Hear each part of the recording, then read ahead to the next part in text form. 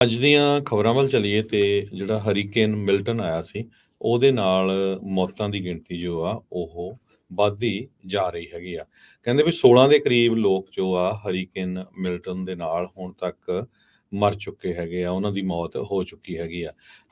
First ਰਿਸਪੌਂਡਰਸ ਨੇ ਘੱਟੋ ਘੱਟ 1000 ਦੇ ਕਰੀਬ ਲੋਕਾਂ ਨੂੰ ਰੈਸਕਿਊ ਕੀਤਾ ਹੈਗਾ ਆ, ਜੋ ਹੜ੍ਹ ਦੇ ਵਿੱਚ ਫਸੇ ਹੋਏ ਸੀ, ਕੋਈ ਘਰਾਂ ਦੇ ਵਿੱਚ ਫਸੇ ਹੋਏ ਸੀ, ਕੋਈ ਕਈਆਂ ਦੀਆਂ ਕਾਰਾਂ ਟਰੀਜ਼ ਦੇ ਥੱਲੇ ਦੱਬੀਆਂ ਹੋਈਆਂ ਸੀਆਂ। ਬਹੁਤ ਹੀ ਤਬਾਹੀ ਵਾਲਾ ਇਹ ਤੂਫਾਨ ਸੀਗਾ ਹਰੀਕੇਨ, ਜਿਹਦੇ ਨਾਲ 100 ਤੋਂ ਵੱਧ ਜਿਹੜੇ ਆ ਟੋਰਨੇਡੋਜ਼ ਆਏ। ਕਹਿੰਦੇ ਵੀ 1000 ਸਾਲ 'ਚ ਇੱਕ ਵਾਰੀ ਇੱਦਾਂ ਦੀ ਜਿਹੜੀ ਸਿਚੁਏਸ਼ਨ ਬਣਦੀ ਹੈਗੀ ਆ। ਪਾਮ ਬੀਚ ਗਾਰਡਨਸ ਜੋ ਏਰੀਆ ਆ ਫਲੋਰੀਡਾ ਦਾ, ਉੱਥੇ 140 ਮੀਲ ਪਰ ਆਵਰ ਦੇ ਹਿਸਾਬ ਦੇ ਨਾਲ ਹਵਾਵਾਂ ਚੱਲਦੀਆਂ ਸੀਗੀਆਂ। 18 ਇੰਚ ਮੀਂਹ ਬਹੁਤ ਹੀ ਘੱਟ ਸਮੇਂ 'ਚ ਪਿਆ ਆ। ਕਹਿੰਦੇ ਵੀ ਇਹ ਬਹੁਤ ਜ਼ਿਆਦਾ ਮੀਂਹ ਸੀ, ਜਿਹਦੇ ਨਾਲ ਹੜ੍ਹ ਬਹੁਤ ਤੇਜ਼ੀ ਦੇ ਨਾਲ ਆ ਗਿਆ। ਜਿਹੜੀ ਸਰਜ ਆ ਪਾਣੀ ਦੀ, ਜਿਹੜੀ ਸਮੁੰਦਰ ਦੀ, ਉਹ 15 ਫੁੱਟ ਤੱਕ ਵੀ ਚਲੀ ਗਈ। ਬਹੁਤ ਸਾਰਾ ਜਿਹੜਾ ਸ਼ਹਿਰ ਆ ਉੱਥੇ 3 ਫੁੱਟ ਤੋਂ ਲੈ ਕੇ 4 ਫੁੱਟ ਤੱਕ ਜਿਹੜਾ ਪਾਣੀ ਆ ਉਹ ਆਮ ਸੀ। ਲੋਕਾਂ ਦੇ ਬੇਸਮੈਂਟਾਂ ਦੇ ਵਿੱਚ, ਲੋਕਾਂ ਦੇ ਘਰਾਂ ਦੇ ਵਿੱਚ ਜਿਹੜਾ ਪਾਣੀ ਆ ਪੂਰੀ ਤਰ੍ਹਾਂ ਭਰਿਆ ਹੋਇਆ ਸੀ।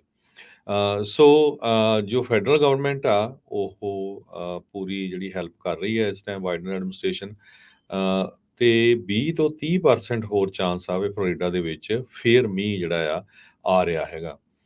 90% ਜਿਹੜੀ ਗਲੋਬਲ ਵਾਰਮਿੰਗ ਆ ਜਿਹੜੇ ਪਿਛਲੇ ਕਈ ਸਾਲਾਂ ਦੇ ਵਿੱਚ, ਉਹਦਾ ਜਿਹੜਾ ਅਸਰ ਆ ਉਹ ਹੁਣ ਦਿਖਣਾ ਸ਼ੁਰੂ ਹੋ ਗਿਆ ਹੈ। ਹੁਣ ਤੱਕ 16 ਜਾਣੇ ਹਰੀਕੇਨ ਮਿਲਟਨ ਦੇ ਕਰਕੇ ਉਹਨਾਂ ਦੀ ਮੌਤ ਹੋ ਚੁੱਕੀ ਹੈ, ਜਿਹੜੇ ਇਸ ਮਿਲਟਨ ਦੇ ਰਸਤੇ ਦੇ ਵਿੱਚ ਆਏ ਆ। ਇਹ ਹਾਲਾਤ ਜਿਹੜੇ ਇਸ ਤਰੀਕੇ ਦੇ ਬਣੇ ਆ। ਇਹ ਕੈਟਾਗਰੀ 3 ਦਾ ਜਿਹੜਾ ਹਰੀਕੇਨ ਬਣ ਕੇ ਇਸਨੇ ਲੈਂਡਫਾਲ ਹਰਜੋਤ ਸਿੰਘ ਜੀ ਕੀਤਾ ਸੀਗਾ, ਜਿਸ ਦੇ ਵਿੱਚ ਆਪਾਂ ਦੇਖਿਆ ਵੀ ਕਾਫੀ ਜ਼ਿਆਦਾ ਇਸਨੇ ਨੁਕਸਾਨ ਕੀਤਾ ਹੈ। 140 ਮੀਲ ਫੀ ਘੰਟੇ ਦੀ ਰਫ਼ਤਾਰ ਦੇ ਨਾਲ ਤੇਜ਼ ਹਵਾਵਾਂ ਜਿਹੜੀਆਂ ਆ ਉੱਥੇ ਜਿਹੜੀਆਂ ਉਹ ਆਈਆਂ ਹੈਗੀਆਂ ਆ।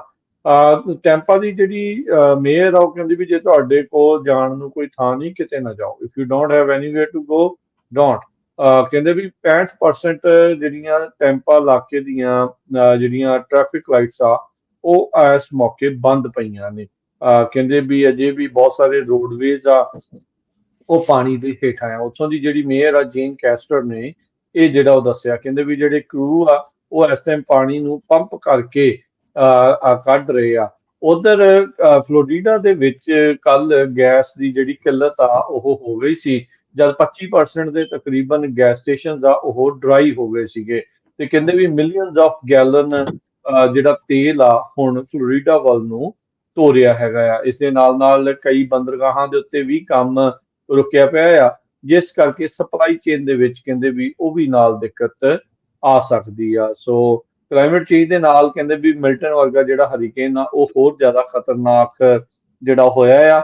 ਗਰਮ ਹੋਏ ਪਾਣੀ ਦੇ ਨਾਲ ਇਦਾਂ ਦੇ ਜਿਹੜੇ ਹਰੀਕੇਨ ਆ ਉਹ ਨਿਊ ਨਾਰਮਲ ਜਿਹੜੀ ਉਹ ਬਣ ਰਹੇ ਹੈਗੇ ਆ। ਸੋ ਕਹਿੰਦੇ ਵੀ ਐਕਸਟ੍ਰੀਮ ਰੈਪਿਡ ਇੰਟੈਂਸੀਫਿਕੇਸ਼ਨ ਜਿਹੜੀ ਹਰੀਕੇਨ ਮਿਲਟਨ ਦੀ ਜਿਹੜੀ ਉਹ ਹੋਈ ਸੀ, ਰਿਕਾਰਡ ਤੋੜ ਕਹਿੰਦੇ ਵੀ ਇੱਕ ਵਾਰੀ ਇਸ ਦਾ ਜਿਹੜੀ ਸਪੀਡ ਆ ਉਹ ਬਣੀ ਸੀਗੀ। ਸੋ ਕਹਿੰਦੇ ਵੀ 10% ਜਿਹੜੇ ਆ ਕਲਾਈਮੇਟ ਚੇਂਜ ਦੇ ਕਰਕੇ ਮਿਲਟਨ ਦੀਆਂ ਵਿੰਡਸ ਦੇ ਵਿੱਚ ਤੇਜ਼ੀ ਜਿਹੜੀ ਸਪੀਡ ਆ ਉਸ ਦੇ ਕਰਕੇ ਵਧੀ ਆ।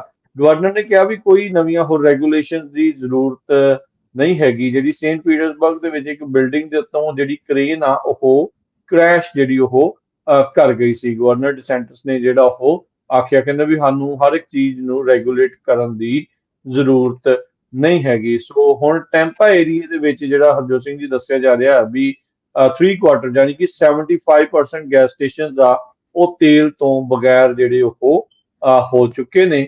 ਸੋ ਇਦਾਂ ਦੀ ਜਿਹੜੀ ਇਸ ਟਾਈਮ ਓਵਰਆਲ ਸਥਿਤੀ ਬਣੀ ਪਈ ਹੈਗੀ ਆ। ਸੋ ਜਿਹੜੀਆਂ ਤਸਵੀਰਾਂ ਵੀਡੀਓਜ਼ ਉੱਥੋਂ ਆ ਰਹੀਆਂ ਨੇ ਫਲੋਰੀਡਾ ਤੋਂ, ਕਾਫੀ ਇੱਕ ਹਿਸਾਬ ਦੇ ਨਾਲ ਦਿਲ ਕੰਬਾਊ ਨੇ। ਲੋਕ ਘਰਾਂ 'ਚ ਫਸੇ ਪਏ ਆ, ਕਈਆਂ ਨੂੰ ਬੇੜੀ ਦੇ ਨਾਲ, ਕਈਆਂ ਨੂੰ ਹੈਲੀਕਾਪਟਰ ਦੇ ਨਾਲ ਜਿਹੜਾ ਆ ਉਹ ਉੱਥੋਂ ਕੱਢਿਆ ਗਿਆ ਆ। ਰੁੱਖ ਉਲਟੇ ਪਏ ਨੇ, ਤਾਰਾਂ ਜਿਹੜੀਆਂ ਉਹ ਟੁੱਟੀਆਂ ਪਈਆਂ ਨੇ, ਘਰਾਂ ਦੇ ਘਰ ਜਿਹੜੇ ਆ ਉਹਨਾਂ ਦੀਆਂ ਛੱਤਾਂ ਜਾਂ ਉਹ ਡਿੱਗੇ ਪਏ ਨੇ। ਹੁਣ ਤੱਕ ਜਿਹੜਾ ਦੱਸਿਆ ਜਾ ਰਿਹਾ ਸੇਂਟ ਲੂਸੀ ਕਾਉਂਟੀ ਦੇ ਵਿੱਚ 30 ਜਾਣੇ ਇਸ ਟਾਈਮ ਜ਼ੇਰੇ ਇਲਾਜ ਨੇ, ਜਿਨ੍ਹਾਂ ਨੂੰ ਸਟਾਰਮ ਦੇ ਚੱਲਦਿਆਂ ਬਹੁਤ ਸਾਰੀਆਂ ਜਿਹੜੀਆਂ ਸੱਟਾਂ ਜਿਹੜੀਆਂ ਆ ਉਹ ਲੱਗੀਆਂ ਹੈਗੀਆਂ ਆ। 10 ਫੁੱਟ ਤੱਕ ਫਲੋਰੀਡਾ ਦੇ ਗਲਫ ਕੋਸਟ ਵਾਲੇ ਪਾਸੇ ਜਿਹੜੀ ਸਟਾਰਮ ਸਰਜ ਆ ਉਹ ਹੋਈ ਆ। ਰੈਸਕਿਊ ਟੀਮਸ ਲਗਾਤਾਰ ਵੱਖ-ਵੱਖ ਥਾਵਾਂ ਦੇ ਉੱਤੇ ਜਿੱਥੋਂ ਵੀ ਉਹਨਾਂ ਨੂੰ ਆਵਾਜ਼ ਪੈ ਰਹੀ ਆ ਉੱਥੇ ਜਾ ਕੇ ਲੋਕਾਂ ਨੂੰ ਬਚਾਉਣ ਦੀ ਜਿਹੜੀ ਕੋਸ਼ਿਸ਼ ਆ ਉਹ ਕਰ ਰਹੇ ਹੈਗੇ ਆ। ਤੇ ਬਾਕੀ ਜਿੱਦਾਂ ਤੁਸੀਂ ਕਿਹਾ ਵੀ ਫੀਮਾ ਵਾਲੇ ਜਿਹੜੀ ਹੈਲਪ ਕਰ ਰਹੇ ਆ, ਤੇ ਕਹਿੰਦੇ ਤੁਸੀਂ ਫੀਮਾ ਦੀ ਏਡ ਦੇ ਲਈ ਆਲਰੇਡੀ ਜਿਹੜਾ ਅਪਲਾਈ ਆ ਉਹ ਕਰ ਸਕਦੇ ਹੈਗੇ।